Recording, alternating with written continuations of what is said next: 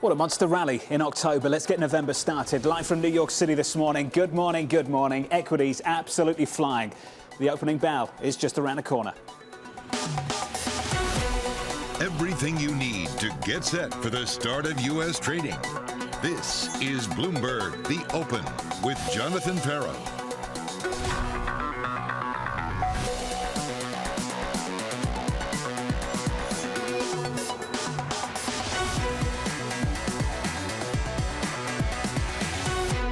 Live from New York, we begin with the big issue. Hello, November.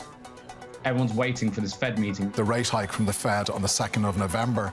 The prospect of a slower pace of hikes. A step down to 50 basis points. Does make sense to start thinking about a slowdown in the pace of hikes. 75, 50, 50 is very doable. It's really just going to come down to communication in the press conference. They've boxed themselves into a narrative to save credibility. Ken Powell talk about slowing down the pace, but still indicate resolve on fighting inflation. The Fed meeting on Wednesday, the jobs on Friday. We get the jobs data, but really that inflation data that comes afterwards. People are very cautious. Everybody is sort of waiting, sitting on their hands a bit. People are like, you know what, I'm going to wait. Joining us now to discuss is PIMCO's Tiffany Wilding and John Hancock's Matt Miskin. Tiffany, first to you. Do you have some doubts that we drop away from 75 basis point hikes anytime soon? Well, I mean, I think at this meeting, clearly we're going to 75. I think December, it's a closer call. Certainly the Fed can't hike 75 forever. We would see a pretty severe recession at some point, I think, if they did that. So they are going to have to slow. I think the question is, how do they communicate that slowing of rate hikes? Matt Miskin, you think cuts are on the table in 2023. You still think cuts are on the table next year? Yes, sir. The more they hike, the more they're going to have to cut, in our view. And right now, going into the Fed meeting tomorrow, you've got a risk-on rally, you've got oil rallying, you've got all this, just kind of pumping into the economy and markets right now of the wealth effect of just this market rally. And I think that's a bad omen for the Fed meeting. I think Powell's got to come in tomorrow hawkish, more hawkish than even the script probably was just days ago, because of how the market's reacting today. So, Matt, just help me understand the sequence of this. You would fade the rally we've seen, but you also think this Fed has to back away and deliver rate cuts next year. Yeah, exactly. I mean, near term, you see the Fed continuing to act hawkish, likely fulfilling the duty of the rest of the year, going 75 tomorrow, 50 by the end of the year. And then really we see a pause basically after that as leading indicators go negative as we enter a global recession. And then in the back half of next year, we see aggressive cuts because we're not going to get the fiscal stimulus again that we got out of 2020. We're not going to do $5 trillion in stimulus again. The Fed's going to be on the hook to get us out of the next recession. They're going to have to cut aggressively to do so. There's a letter for Chairman Powell this morning. It was sent yesterday from a group of senators led by Senator Warren. I'm going to go to the quote on page 4. It goes through a list of statements, then asks a bunch of questions. After highlighting a series of statements, they said, quote, it reflects an apparent disregard for the livelihoods of millions of working Americans. We're deeply concerned that your interest rate hikes risk slowing the economy to a crawl while failing to slow rising prices and continue to harm families. Tiffany, just your view, not so much on the letter, but the difficulty this Fed will have in getting inflation back towards target. Yeah, well, I mean, I think the one issue here is that monetary policy works through lags. And we really haven't started to see the full impact of the rate hikes to date. And I think that's one of the reasons why the Fed, there's very good arguments for the Fed to pause, because they've done a lot. Let's see how much that actually impacts growth and inflation. But I think at least the bottom line here is that, we've got a lot of tightening in the pipeline that hasn't yet impacted the economy. Inflation is going to slow, as is growth, as a result of that. We also agree that you're probably going to see a recession starting in the U.S., maybe around the turn of the year, maybe a little bit later, and eventually that is going to cool off the labor market and cool off inflation. I think the key question is how much unemployment you need, to really get inflation back to target. Well, how much do you think we do need? Yeah, well, I mean, our own forecast is that the unemployment rate goes back to something like 5%, 5.5%, something like that. I think historically, if you look at the so-called sacrifice ratios, you need about a percentage point increase in unemployment to get the inflation rate down by a percentage point. So if you think that the underlying trend in inflation is 4, then kind of 2% increase in unemployment is what you need. Matt Miskin, it's a pretty brutal business, isn't it? And a question I've asked a million times, how do they convince the American people that higher unemployment is a price worth paying to get inflation lower? I don't think it's an easy one, John. And, it's a difficult position to be in. But unfortunately, you got to rewind. You got to say, how did we get here? And it was extreme circumstances. I mean, this is a 3 standard deviation event across almost every economic chart you look at. And when you have this kind of huge exogenous shock of the COVID pandemic, the subsequent stimulus, lo and behold, we've got too much inflation.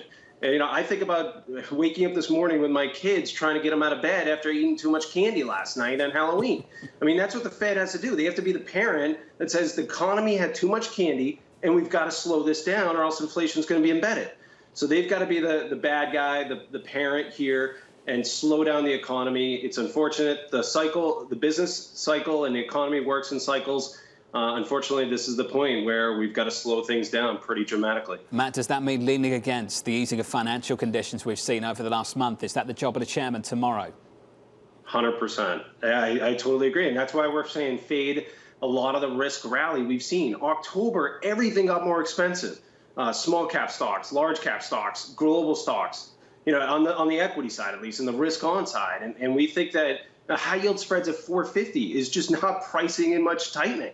Much recession risk. And so we think that the Fed has to actually act a bit more hawkish, given this run and this huge rally in risk assets right into the Fed meeting.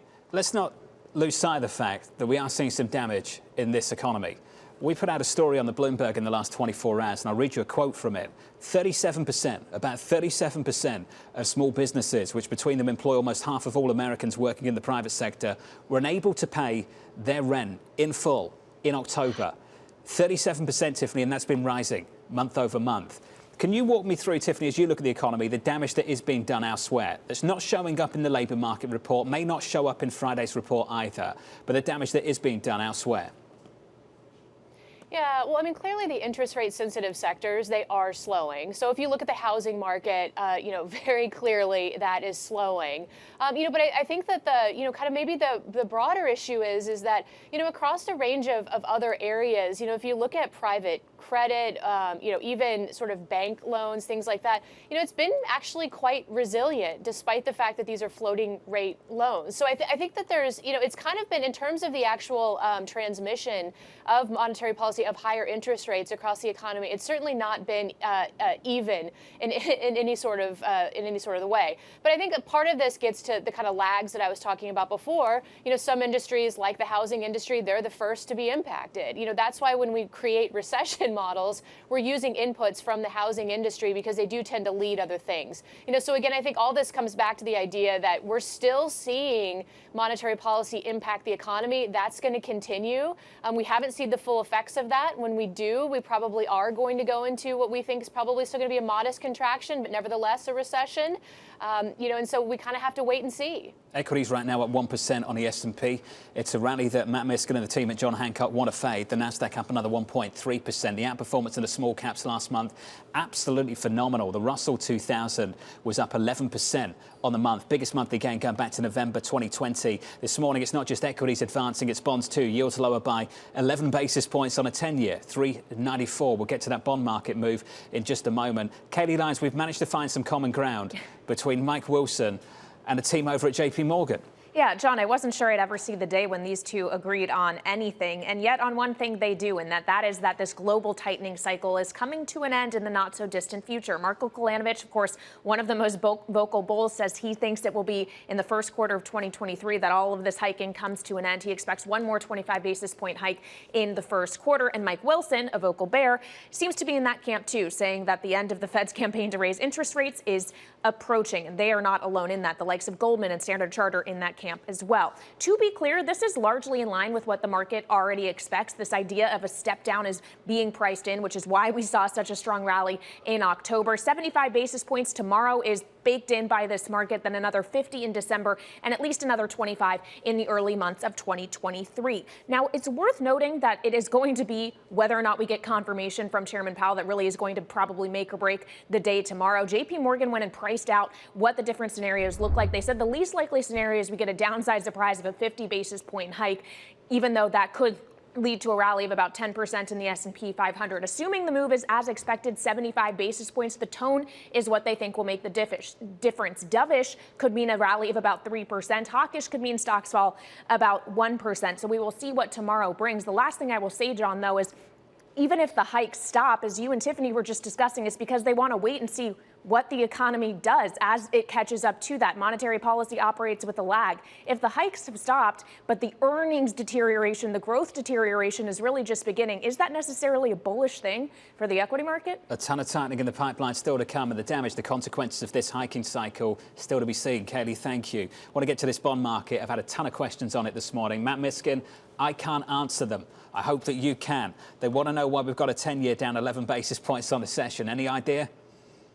Short squeeze. I think there's a lot of investors and globally right now, there's just been so much so much bearishness around the treasury market and the thought that sovereign yields were going to rise. And so I think there was just a lot of positioning one way, and now it's a buy everything type morning. I woke up and I was like, are we in high school all over again? It's a rumor that's driving this huge buy everything rally this morning. On China reopening? Is that what you think this is, Matt? Largely off the back of those rumors on China reopening and dropping COVID zero?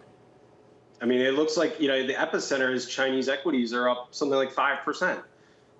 So that was the biggest move. I woke up, first thing I look at every morning, as you know, is the 10-year treasury yield, as we all do. But, that was down 12 bips. Then I looked at everything else, and it's like, it's just a buy everything morning. I think you got to be careful on buy everything days and months where everything rallies. We look at high quality income as a really great opportunity today, and high quality bonds are yielding 5 to 7%. But right now we would be cautious looking too much for a rally in bonds. Instead, we just want to get the income. We think the rally is more next year. So, Matt, just help me put the pieces together. Are you expecting that correlation between bonds and equities to break down anytime soon? Or are you waiting for that moment where we really start to see this economy break down? We do believe, I would take the under on the current cross correlation in stocks and bonds. And that's one of the things that, it's a massive outlier. Again, we went through a 3 standard deviation event. We created inflation after 30 years of looking for it. Anyway, it took $5 trillion in stimulus. But if we get a more normalized economic and earnings and backdrop in general, cross correlations fall. And we think that's going to happen into next year. Tiffany, I wanted to get a final word with you on your outlook for the economy. In your baseline is a shallow recession. I get a lot of questions about this, Tiffany, as well, on this specific point. What drives and shapes that baseline? Why does it have to be short and shallow? Why is that the consensus view right now on the US economy? And what's the balance of risks around that view for you? Yeah, well, I mean, actually, we don't think it's going to be short and shallow. We think it's going to be a little bit more prolonged, so short and prolonged, as a result of the fact that you're not getting that counter-cyclical policy response. So you're not going to get the fiscal policy response to a recession, and probably the Federal Reserve is not going to be able to be as aggressive either, because inflation is elevated. So I think you can see this kind of, really lackluster growth in, contraction first start of the year that comes back to, something sluggish and below trend for the latter part of the year. But in terms of why it has to be shallow, it definitely doesn't. And there's certainly downside risks here. And the downside risk is that the Fed's tools to deal with the high inflation are very blunt tools.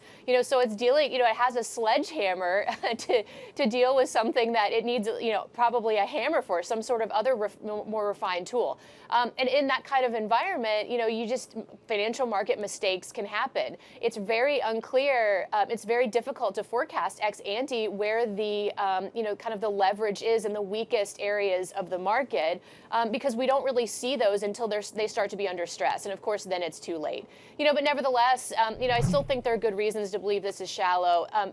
Balance sheets coming into this, whether it be corporates, households, or banks, they were still pretty strong. So we think overall the system can weather, some financial market shocks. Tiffany, Matt says cuts next year. Do you not see it the same way? Yeah, I mean, I think it's certainly possible that the Fed cuts. And that's going to be, I think, is inflation coming down? We think that inflation probably does come down to around 4%. If the Fed sees, if they're forecasting it to come down to 2, even if we're at 3 or 4. I think it's certainly possible that they start to cut. Of course, if we're in a more severe recessionary scenario, then absolutely they'll cut. And just on that, I just want to mention that all financial conditions aren't the same. The equity market, the wealth effect, that actually has a less of an impact on the economy than if something like, a sudden stop in credit markets were to happen. That filters through to the economy and economic outcomes much more quickly. That would create a more severe situation. And in that situation, the Fed would absolutely be cutting quickly. Tiffany Wilding, Matt Miskin, to the two of you, just brilliant. Going into the Fed decision tomorrow, equity futures right now up about 1% on the S&P. Matt Miskin mentioned that reopening rumor doing the rounds in China on social media that really drove equities higher in the Chinese session, and maybe that's bled through to the US session as well. A ministry spokesperson for the foreign ministry over in China was asked about this, whether the government had formed a committee to assess ways to exit COVID-0. Their words in response to that: he is, quote, not aware of what you just mentioned, when asked the question as to whether the government was forming a committee to assess ways to exit COVID-0. So there's the rumour. Is that a denial? I'll let you decide. Equity futures on the S&P 500 at 1%. Yields are in on a 10-year by 11 basis points. 394 on 10s. Coming up, President Biden keeping the pressure on big oil. The profits are a windfall of war. The windfall from the brutal conflict that's ravaging Ukraine. It's time for these companies to stop war profiteering. That conversation up next.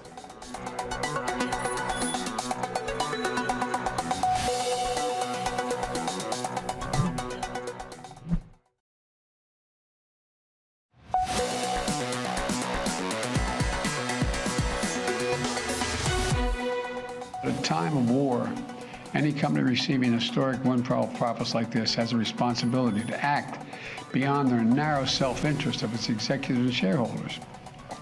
I think they have a responsibility to act in the interest of their consumers, their community, and their country. To invest in America by increasing production and refining capacity. If they don't, they're going to pay a higher tax on their excess profits and face other restrictions. It's time for these companies to stop war profiteering. President Biden threatening to slap big oil with higher taxes on massive profits, calling on companies to reinvest in US production. BP pushing back on its earnings call, the CFO saying, quote, it's really the supply chain that's choking activity right now. We won't ramp up production if we don't have a secure supply chain at reasonable prices. The team coverage starts right now. With AMH down in DC, Jack Facci in London, Maria Tadeo in Brussels. AMH, first to you. Was that a threat or a concrete policy proposal? It was a threat, Jonathan, not a concrete policy proposal, really because of two reasons why. One is the fact that Democrats have floated this before, this year, actually. They have control of the House and the Senate, and there's really no momentum to get this through. The United States has also done this before. We should remind everyone, in the 1980s, Carter, he had struck a deal with Congress. There was a windfall tax, really an excise tax, and it did bring in a massive amount of revenue. But you know what else happened, Jonathan? Production actually decreased, according to the research. And that's why you have people like Larry Summers just moments ago taking to Twitter saying he doesn't quite understand the logic of what the president's proposal is. But the logic in D.C. is that we are just days away from the midterm elections. And while every day you hear from the administration that gasoline prices are falling, Ron Klain, once again today, reminding everyone that gasoline prices are falling. The trend has been that way for the last 14, 16 days or so. The fact of the matter is, for months, it was higher gas prices that has really caused problems for this administration. And that is why you see the president coming out and making this speech. You can call this purely a political speech. Jack, how are the energy companies responding to this week?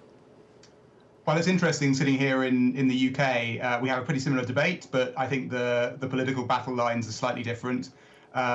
We have BP this morning reporting its second best quarter of profits on record. The best quarter was the previous quarter. And I think companies here really are much readier to play ball with politicians that want to tax them more heavily.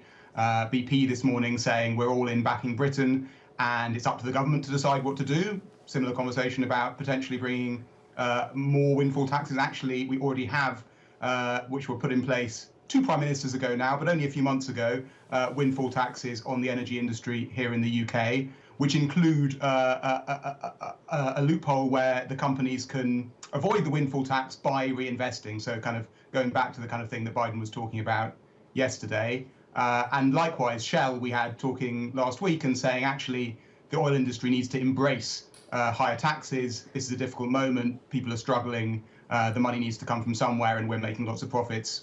It should come from us. Well, perhaps because the threat is much more real in the UK and across Europe than it might be here in the United States. Maria Tadeo, some good news. Some good news. Can we sit on that for a moment? I never thought I'd see a red headline about the weather across the Bloomberg terminal, about European weather in the month of November. Maria, how good is that news? And Jonathan, I had no idea that my job description would also include the weather report. This is a career detour that, frankly, I was not expecting, but this year is very relevant because the weather, this is everything when it comes to the energy crisis. And Bloomberg has spoken to a number of meteorologists from Marex to Météo France, and they say that they see and predict a continuation of this mild weather in November. For the time being, no big cold spells. And Jonathan, this is entirely anecdotal, but I know that today, November 1st, I came into work with a sweater. I know in my apartment, granted, I'm never there, but the few times that I've been in my apartment, I've not had to turn on the heating yet. And this is very relevant because of the implications for storage. If you delay that season, the heating season, by 2 to 3 weeks, it means that, of course, your money, you pay less because you don't turn on the heating. And then 2, the storage is intact. And everyone that I know that monitors the energy crisis, they tell me it's the 2 things you have to watch out. It's the weather, but it's also the storage. And by the way, going into the windfall tax, in Europe, there is already 1, as you know, and some countries even have 2. Maria, thank you, alongside AMH and Jack as well, to the 3 of you. Thank you very much. There is a rally in crude today. Brent crude up by close to 3% now on Brent, 95 handle on Brent crude. WTI 89, just short of 90. WTI up by more than 3 percentage points. We'll pick up on that story in just a moment. Coming up, the morning calls and later. Good news is good news for markets. That's the view of Citi, Stuart Kaiser. Stuart in a new seat. Looking forward to catching up with him in about 7 minutes' time. The opening bell coming up shortly. Equity futures absolutely flying at 1%. This is Bloomberg.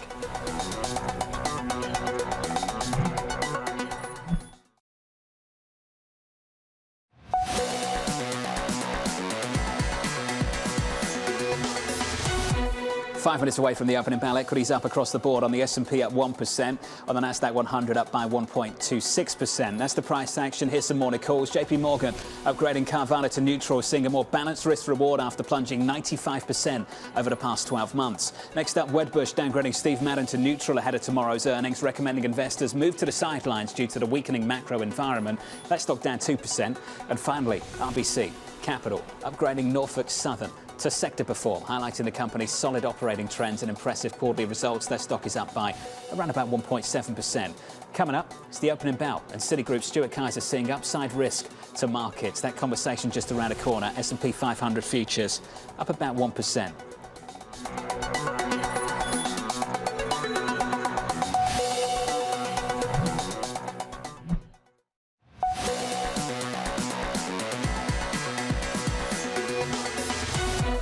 24 seconds away from the opening bell this morning. Good morning to you. Kicking off November in a pretty strong way, for the bulls at least, up by about 1% on the S&P. Futures advancing on the Nasdaq up by 1.3%. The month of October really, really solid for the likes of the S&P 500, up about 8%. The underperformance in the Nasdaq, the outperformance on a Russell. We'll get to that in just a moment. There's the opening bell. Switch at the board and get to the bond market. Yields look like this on a 10-year, all the way in, down lower, -9 basis points on a 10-year, 395.51 on 10s. In the FX market, dollar showing some weakness, euro showing some strength, 99.39 on euro, dollar positive 0.6%, and crude advancing. WTI just short of 90, $89 a barrel, up by close to 3% on the session. We open up then, about 20 seconds into this, advancing 1% on the S&P, on the Nasdaq, up by 1.5. China overnight absolutely flying on reopening rumours. Speculation that policymakers are preparing to exit the country's COVID-0 policy. Kaylee Lyons has more. Hey, Kaylee. Hey, John. Rumors, speculation, very important words to use here because this is all based off of an unverified social media post that was circulating in Asia overnight. So we should stress this is unverified. But what that post said was essentially that China is looking at formulating a committee to discuss options to exit COVID-0 policy. Now, we should note that a Chinese foreign ministry spokesperson was asked about this. He said he's not aware of any such a committee. So by no means is this a confirmed reopening thing that is happening, and yet the market is running with it. Nonetheless, the Golden Dragon China Index here in the U.S. up about 6.5% at the open. The likes of Alibaba, Baidu, JD.com, all the big tech players that saw their Asian listings rallying hard overnight are rallying hard here in the U.S. as well, each up to the tune of 7.5% to 8.5%. And you're seeing it show up in casino stocks too, which a lot of them have significant revenue exposure to Macau, a gambling enclave that could benefit in a very big way from more Chinese travelers. Already, the likes of Wynn Resorts and Las Vegas Sands were rallying yesterday after a travel update from Chinese authorities that said mainland residents can apply for electronic travel permits for Macau beginning today. So those gains being added to this morning on the additional optimism coming through. Wynn Resorts over the last 3 days now up about 20%. So that's what's going on with the U.S. listed names, John. And we did, of course, as you mentioned, see big moves in the Asian region as well. But I just want to keep the context of how we are coming from and how far we still have left to go. The Hang Seng Index is down about 43% since the start of 2021, suffering not just because of COVID-0, but also a regulatory crackdown from Beijing that has weighed heavily on a lot of these technology names. That index still in a bear market, still below its 100-day moving average. So there is a lot more work left to do on any kind of recovery, John. If you're asked about something and you say you're not aware, is that a denial? Kelly, can we call it that? It's a good question. At the very least, it's a dodge. So we'll have to come back to him later, I'm guessing, John. Kelly Knight, thank you. That was just what I was thinking this morning when we got a big rally, and that particular individual at the foreign ministry in China was asked about it and just said, I'm not aware of what you're talking about. Apparently good news could still be good news for markets. That's the view of Citi Stuart Kaiser. He wrote the following: tail risks on the inflation side remain extreme, and we see good growth data, even payrolls, as positive for markets, as it lets the FOMC devote 100% of its attention to those tail risks. Stuart, I'm pleased to say, joined us right now. And Stu, can I just say, fantastic to see you in a brand new seat. So congratulations to that. And then we can get straight to the interview and talk later about how fantastic you are. Stuart, good news is good news. Is that a change, and why? You know, I think, Jonathan, good morning. Thank you. I appreciate the compliment on my suit, of course, as well. I put a lot of work into it. For me, it's not a change. You know, I've been quite surprised by the narrative that folks want growth data to deteriorate for the markets. And I mean, I sort of understand the logic in the sense that there's a view that the unemployment rate needs to rise for inflation to come in.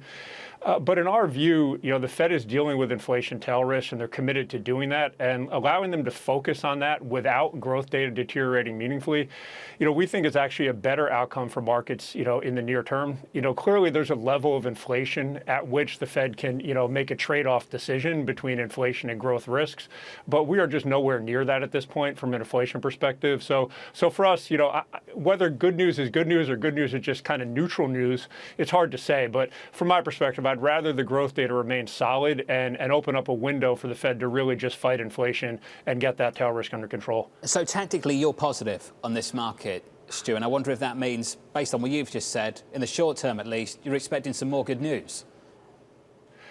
Look, we were positive last week, definitely around earnings and with the market moving higher. I think obviously one day ahead of the Fed, it's a little hard to carry a whole ton of risk into that event. But, you know, big picture, I think we're at a level here where we're sort of in no man's land at about 3,900. I think once you get above 4,000, you'll start to get the macro community, you know, leaning short against the market. You know, earnings continue to come in, not great, but I think better than what the bear case was, and positioning is still light. So I think there's a case to be made that the market can move a bit higher, you know, from here and from where it was last week. And then you probably do run into a little bit of a hard ceiling, right? You know, the Citi base case is still about an 80% chance of recession, you know, 60% that'll be mild, and then 20% that'll be hard landing. So when you've got that kind of recession risk on the horizon, it's hard to kind of be structurally bullish. But I do think there's a window here where the market can continue to move a bit higher, kind of post FOMC. You mentioned positioning. As you look across the equity market, where and what is vulnerable still to a short squeezed based on what we saw last month? You know, it's a great question. If you look at the flows we saw last week, you know, through the Citi franchise, were frankly buying of stocks that looked like value, high quality, and low risk. And if you took a step back, you'd say, well, the value trade has been very exposed to higher rates, so you can understand why folks would be going there. And then kind of high quality and low risk are a place you might want to hide out in a recessionary scenario. So that combination to me says investors are voting with their feet, and they expect, rates to move a bit higher and that to kind of increase recession risk on a go-forward basis. So I think that's where flows are going. What needs to be unwound or where is that risk? I think it's frankly in the growth stocks, right? For basically 10 years, you had folks buying growth. And if there's one area that there's probably still overweights across, a lot of the investment community, it is there. So that's, I think one spot maybe you haven't seen a complete capitulation, though to be fair, those stocks are down quite a bit. And then I think it's on the value side where you could still see some folks get dragged into the market again. Would you play that at the index level? The reason I asked that, Stu, is because we saw the Nasdaq 100 last month up almost 4%, clear underperformance relative to, say, the small caps. The Russell was up 11% last month. Is that something you'd play through those two indexes? What would you do? It is. I think we've been sort of pointed to long S&P, short Nasdaq as a way to express that view. But to your point, long small cap, short Nasdaq is a very similar implementation. It might have a little more kind of juice to it. So I think at the index level, that is where you want to be going after it. That trade, though, has been extremely volatile. 2 weeks ago, you had Nasdaq up, I think, over 500 basis points relative to small cap, and then that almost completely reversed last week. So, you can do it at the index level, but even on a long-short basis, it's a hold tight kind of trade. But that is how we would express that view at the index level. Stuart, what would make you a little bit more constructive on these tech names? What would make them attractive to you again? I think it just all goes back to inflation and terminal rate. I think a lot of this, if I look at what's going on in the market, you have policy uncertainty, you have uncertainty about a recession, and then you have bond volatility. I think all three of those are just different labels for the same thing, which is inflation uncertainty, right? Because inflation is so high and uncertain, policymakers can't give us guidance. We're not sure where the terminal rate's going to even out. And that's resulted in bond volatility, which has obviously been very negative for equity markets. So I think to get more comfortable with the tech space, you really just need to have more clarity on where terminal interest rates are going to be. And then folks can do their math in terms of what do they think is fair valuation for those stocks. But, if the terminal rate right now is, estimated at kind of 4.8, give or take, if there's a risk that could be 5.5, it's just a very hard risk reward to step into those tech stocks. So I think it's more clarity on the policy outlook and where that terminal rate's going to settle into. Big run up in stocks this morning. About 8 minutes in, we've got the S&P up 0.9%, the Nasdaq 100 up by 1.2%. We talked about those Chinese listed stocks. Could talk about the ADRs as well. Take a look at Alibaba, up by more than 6% this morning. Stu, can I ask you the China question? You said good news might be considered good news. If China does reopen, if they drop COVID zero, and all these rumours swirled this morning about the government potentially putting together a committee to assess whether to drop it or not, if that happened, would you consider that good news for this market? What would that ultimately mean to you? Yeah, I think on the margin it's good news because, that should increase demand out of China, right? And when folks are really worried about global recession scenarios, I think China reopening, Chinese citizens being able to maybe travel globally again, which they haven't for a while, would be positive. That said, as Kaylee mentioned, this is an issue of COVID, but it's also an issue of regulation. So I think there's probably a limit to how much Chinese assets can re-rate. But big picture, I think if you're reopening the Chinese economy, that's a huge demand driver for global growth. It's going to be positive, for global growth expectations, which I think ultimately is positive for equity markets. On net, though, when you consider what it would do to the commodity market, where does it leave you? Because that's what I'm struggling with, and maybe I'm thinking a little bit too hard about it. I see on the supply side of the story, great news. Supply chains just start to recover even more. You bring back some demand just as Europe and the United States is turning lower. But then you consider what might happen in the commodity market, Stuart. You can construct an argument whereby the Fed has to do even more because inflation starts ripping again. Yeah, look, it's definitely a risk. If you pushed oil prices higher, that's going to obviously be an impulse onto headline inflation. That said, I think folks are pretty well priced here for upside oil and inflation risks. And having that demand recover, and to your point on the supply chain as well, I mean, if we were to list out the drivers of the initial surge in inflation, you'd probably put monetary, fiscal, and supply chain as your top three. right? And monetary and fiscal have already, started to move the other way. Supply chain, I think, has been a lot slower to reopen than people had hoped. So to your point, like getting that supply chain kind of reopened fully again, I think would be huge. Yes, clearly upside risk to commodity prices, definitely. But I think, just reintroducing Chinese demand back into the story would be a net positive to the extent that happens. Stuart Kaiser, great suit, Stu. I thought that anyway. Stuart Kaiser of Citi. Good to catch up, sir. Good to see you again. Thank you, buddy. Equities right now, 10, 11 minutes into the session, up by 1% on the S&P. On the Nasdaq, up by 1.25. Equities rallying, bonds are rallying. Your 10-year yield is down by 9 basis points to about 3.96. And in the FX market, dollar's weaker. Euro dollar right now, 99.39, positive 0.6%. Dollar's weaker, euro is stronger. Coming up, Elon Musk looking to make his mark on Twitter. I think it's going to be completely revamped over the next year or two. I think subscriptions are limited as the long-term strategy for Twitter. Good strategy, but they don't dramatically move the needle. So I'm skeptically watching this from a distance.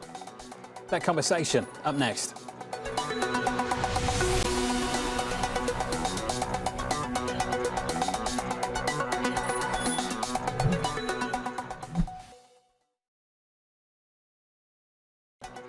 This is Bloomberg's The Open. I'm Lisa Mateo, live in the principal room. Coming up, Uber CEO Dara Khosrowshahi. That conversation at 5 p.m. in New York, 9 p.m. in London. This is Bloomberg.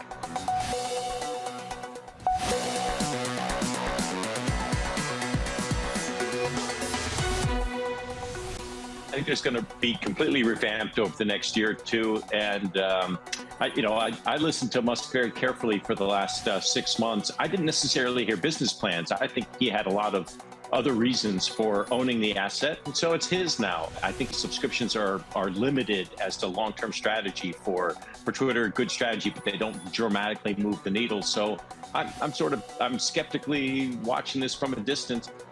Elon Musk shaking up Twitter with talks of job cuts, leadership changes and fees. Fresh roadblocks standing in his way, though, amid another complaint on Capitol Hill. Democratic Senator Chris Murphy expressing concerns over Saudi Arabia backing for the deal.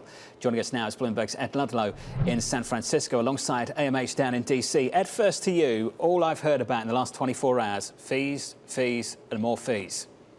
Yeah, and in the background, the people trying to sort out what's happening internally in the product are leaving. Sarah Personette, the chief customer officer, confirmed Monday she's departed the company. Bloomberg reporting overnight that Nick Caldwell, Twitter's head of engineering essentially, and Jay Sullivan, who's the GM for the revenue and customer product, we've reported have and will leave the company. Inside of Twitter, managers have been working with Tesla staff, John, to draw up lists for layoffs, and they're basing individuals on that list on their contributions to Twitter's underlying source code during their time at the company. One source told me that product managers at Twitter were asked over the weekend to target layoffs that would reduce headcount by 50%. I think one of the critical things we're reporting overnight, not just that Elon Musk is trying to bring back Vine, the video functionality, not just that they're looking at pricing for verification and the blue check mark to have a kind of hybrid subscription and ad-based model, but that they've frozen the policy tools that the trust and safety team used to enact content moderation and policy actions against accounts that violate rules. There's a lot of concern from Twitter insiders about what this means in the context of the midterms being 7 days away. Sources tell us that in the Brazilian elections, for example, over the weekend, there was some limited content moderation activity. But what's happened is the pool of employees at Twitter that are carrying out these policy inactions has gone from a group of 150 down to 15. 15 is what we're told. And there's a lot of concern inside about this company being short-handed when it comes to handling the midterms next week. Anne-Marie, as you might have guessed, one half of DC is happy about this, the other half not so much. Yeah, that's exactly right. And Jonathan, what we've seen from Senator Murphy, another Democratic senator, drawing concern and ire about this purchase. What he's looking at is the fact that the Saudis have some money behind this and were able to help make this happen for Elon Musk. You could see it right there. We should be concerned that the Saudis, who have a clear interest in repressing political speech and impacting U.S. politics, are now the second largest owner of a major social media platform. He says that's a clear security issue. We also heard from Senator Warner. He said his big issue is potentially the fact that Elon Musk could be pressured by China. Why? Because Tesla has a massive factory in China. So you see a lot of these concerns. It's on the heels of some of our reporting that the Biden administration was also potentially going to look into a review of this. But just because they're calling for some of these senators a CFIUS review doesn't mean they'll actually trigger it. But they are definitely using this moment to try to poke some holes into this deal, Jonathan. For me, I just want to know if Vine's coming back, because that was the original TikTok. And there's one thing that has a lot of bipartisan backing in Washington, D.C., and that's the fact that TikTok is owned by ByteDance, which is a major Chinese company. True. For a moment, I thought you were going to get excited about doing Vines, AMH. No, I think that's too Gen Z for me. We'll leave that to Ed Ludlow, AMH, to both of you. Thank you. It's so not me. On the S&P right now, we're positive about 5 or 0.6%. Fading a little bit on the NASDAQ, we're up by 0.7%. Got some economic data moments ago. You'll have more in about 10 minutes' time. With that data, here's Mike McKee. Morning, Mike. Morning, John. I'm kind of waiting for the AMH, Ed Ludlow synchronized dance moves on Vine. I guess I'll wait a while. Some new numbers out this morning. S&P's PMI numbers for manufacturing go up. A little bit of a surprise this month because we've been expecting declines, and we're expecting a decline in the ISM at the top of the hour. 50.4 is the number, up from 49.9, and it suggests we're back in positive territory. Now, whether that means a whole lot to the markets or the Fed, other than being slightly disappointing, is another question, because the ISM gets all the publicity. And if you're going to watch the ISM this morning, it's not going to be the headline that really matters. We are expecting a slight drop, but what people are going to want to see is new orders. Are they holding up? Prices, obviously, because of consumer price concerns, the inflation concerns, employment, and supplier deliveries. If supplier deliveries rise, that would push down the overall index, but be seen as something of good news, because it would suggest that supply chains are starting to get better. We also get jolts at the top of the hour, and that's been the key number for the Fed, citing it as a reason to keep raising rates,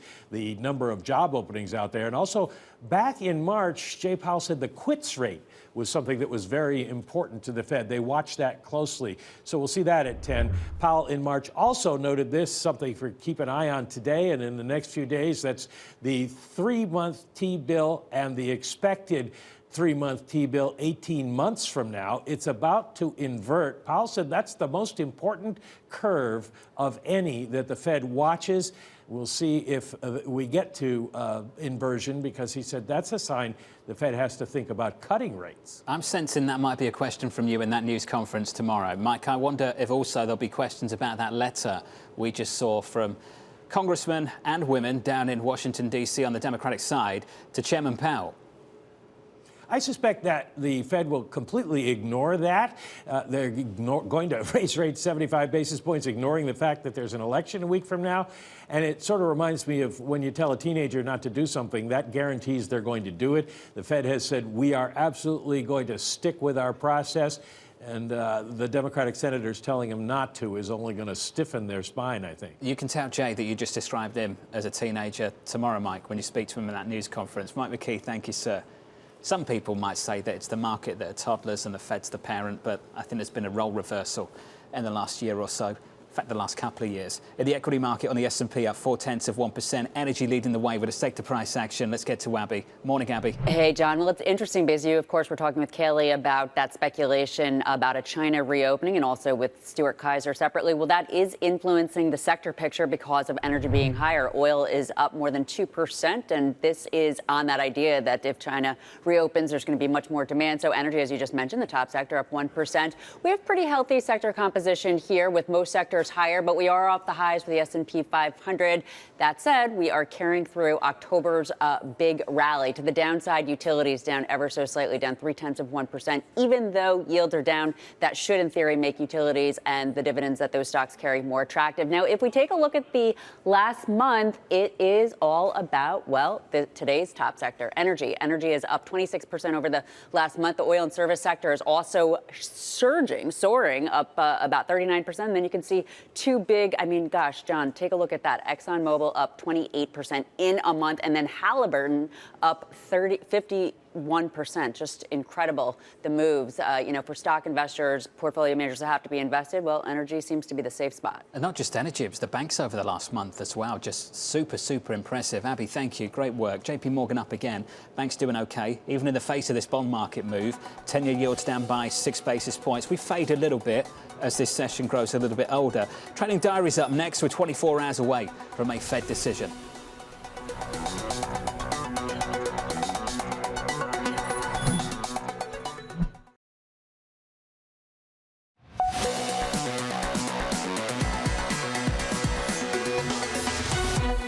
Equities up, bonds up, yields lower. Those moves fade a little bit, though, over the last 30 minutes or so. 25 minutes into the session, equities up 0.5% on the S&P. On the Nasdaq, a similar move. In the bond market, 2s, 10s and 30s. Yields lower, just not as low as they were a little bit earlier this morning. On the front end, we're down by 5 or 6 basis points. On a 10-year, we're down about 6 basis points as well. That's the price action. Here's your trading diary. JOLTS data at the top of the hour. ISM data as well. Biden discussing prescription drug prices at 3 p.m. Eastern. A Fed decision and Chairman Powell news conference coming on Wednesday. On Thursday, a Bank of England decision as well. Jobless claims in the mix, and finally closing out the week with the main event. It's payrolls on Friday. Your estimate in our survey right now, the median estimate, 191,000. The previous number was 263K. From New York, that does it for me. I'll see you tomorrow. This was the Countdown to the Open. This is Bloomberg TV.